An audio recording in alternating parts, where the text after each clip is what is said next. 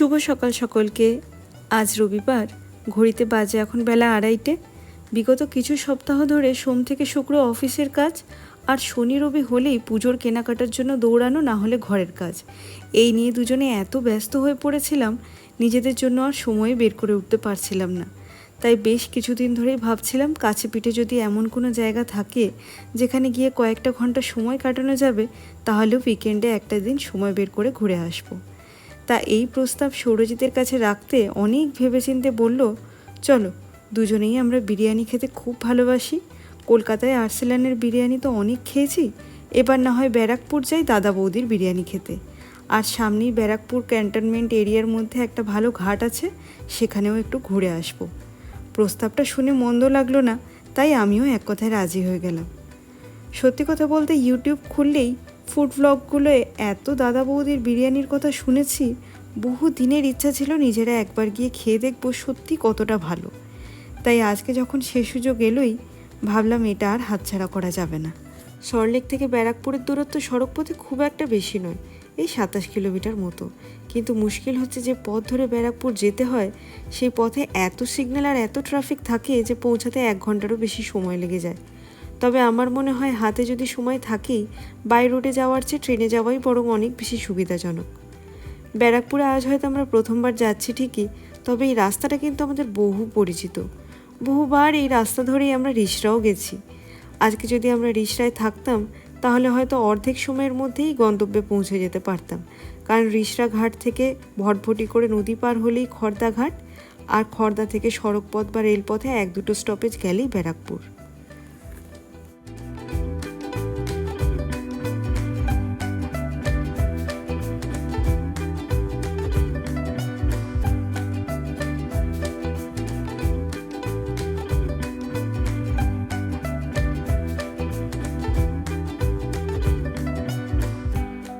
গল্প করতে করতে প্রায় কাছাকাছি চলেই এসেছি। এটা হলো ব্যারাকপুরের চিড়িয়া মোড়।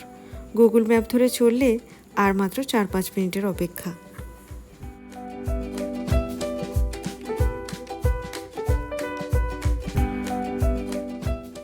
ওই যে সামনেই ব্যারাকপুর স্টেশন, আর এই স্টেশন রোডের বাঁ দিকে টার্ন নিয়েই 1 মিনিটের হাঁটা দূরত্বেই সেই বিখ্যাত দাদা বৌদির বিরিয়ানির হোটেল। কত যে দেখেছি এই জায়গাটা নানান ভিডিওয়, আর আজ সেই বিরিয়ানির টানে আমরাও এসে পড়লাম।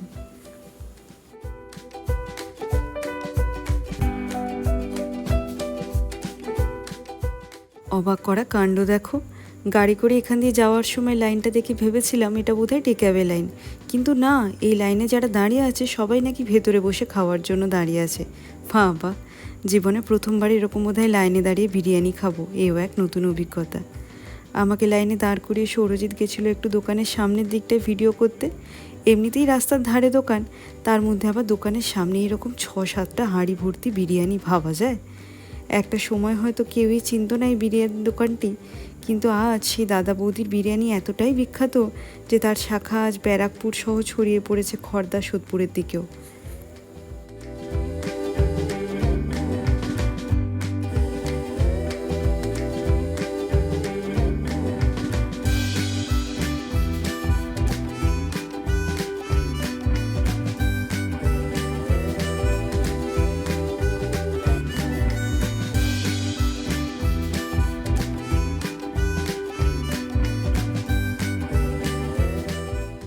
দীর্ঘ অপেক্ষার অবসান, প্রায় 20-25 মিনিট লাইন দিয়ে অবশেষে ঢুকতে পারলাম।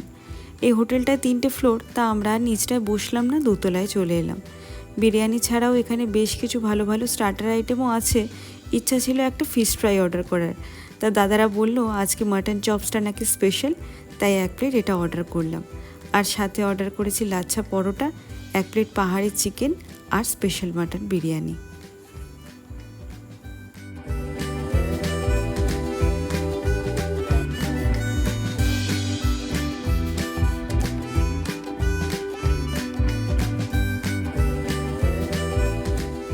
ঘড়িতে এখন বিকেল 5টা 10। খেয়ে দিয়ে সবে মাত্র বেরোলাম, এবার যাব পার্কিংয়ের দিকে।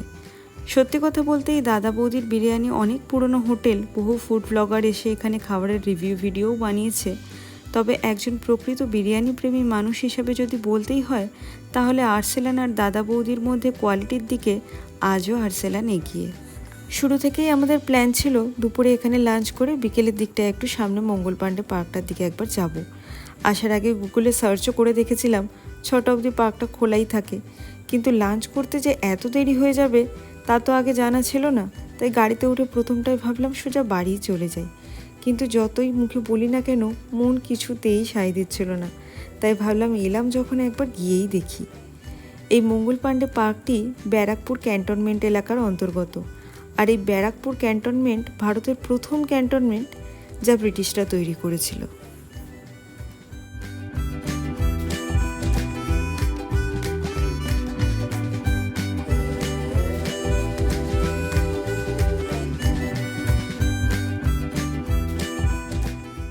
না, এই যাত্রায় আর হলো না।